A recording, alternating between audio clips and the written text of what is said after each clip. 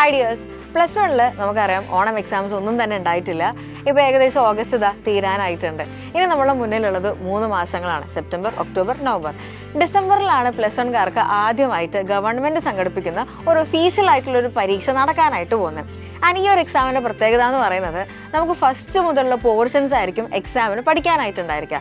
For example സ്റ്റാറ്റിസ്റ്റിക്സിൻ്റെ case പറയുകയാണെങ്കിൽ നമുക്ക് 9 chapters പഠിക്കാനായിട്ടുണ്ട്. And അതിൽ 8ഓളം ചാപ്റ്റേഴ്സാണ് ക്രിസ്മസ് എക്സാമിന് പോർഷനായിട്ട് വരുന്നുണ്ടായിരിക്കുക. സോ ആദ്യം തൊട്ട് 8 ചാപ്റ്റേഴ്സ്. ഇപ്പോൾ നമ്മൾ യുവ ബാച്ചിൻ്റെ കേസിലൊക്കെ പറയുകയാണെങ്കിൽ നമ്മൾ ഓൾറെഡി 4 ചാപ്റ്റേഴ്സ് കവർ ചെയ്തിട്ടുണ്ട്. ആവറേജസ് എന്നുള്ള ചാപ്റ്റർ വരെ കവർ ചെയ്തിട്ടുണ്ട്. ഇനി ഒരു 4ഓളം ചാപ്റ്റേഴ്സാണ് നമുക്ക് ബാക്കിയുള്ളത്. ഇനി ഈ പ്ലസ് വൺകാർക്ക് അറിയാവുന്ന ഒരു കാര്യമാണ്, സ്റ്റാറ്റിസ്റ്റിക്സിൻ്റെ ടെക്സ്റ്റ് മാറിയിട്ടുണ്ട്.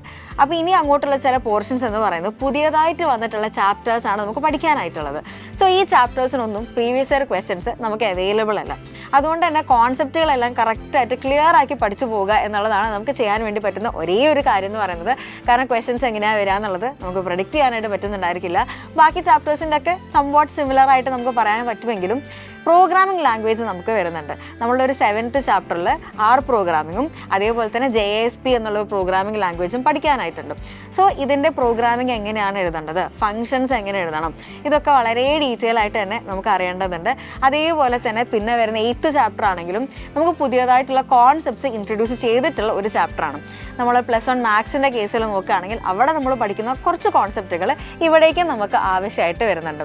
അപ്പോൾ ഓരോന്ന് ഇതേപോലെ തന്നെ ഡീറ്റെയിൽ ആയിട്ട് അറിഞ്ഞ് കോൺസെപ്റ്റ് ഒക്കെ ക്ലിയർ ആക്കി വെക്കണം. സോ ഇത്രയും കാര്യങ്ങൾ എല്ലാം അടിപൊളിയായിട്ട് പഠിക്കാനായിട്ട് നമുക്ക് സൈലത്തിന് യുവ ബാച്ചും അതേപോലെ തന്നെ പവർ ബാച്ചും നമ്മുടെ മുന്നിലുണ്ട്. ആൻഡ് ഇപ്പോഴാണെങ്കിൽ ഓണത്തിൻ്റെ ഓഫർ എൻഡ് ചെയ്തിട്ടില്ല. ഓഗസ്റ്റ് 31 വരെ നിങ്ങൾക്ക് ഓഫർ അവൈലബിൾ ആണ്. സോ 10% ഓഫറോടുകൂടെ നിങ്ങൾക്ക് യുവ ബാച്ചിലായാലും പവർ ബാച്ചിലായാലും ജോയിൻ ചെയ്യാനുള്ള ഒരു അവസരമാണ് നമ്മുടെ മുന്നിലുള്ളത്. സോ അവസരം നിങ്ങൾ അടിപൊളിയായിട്ട് യൂസ് ചെയ്യുക. ഹാപ്പി ഓണം.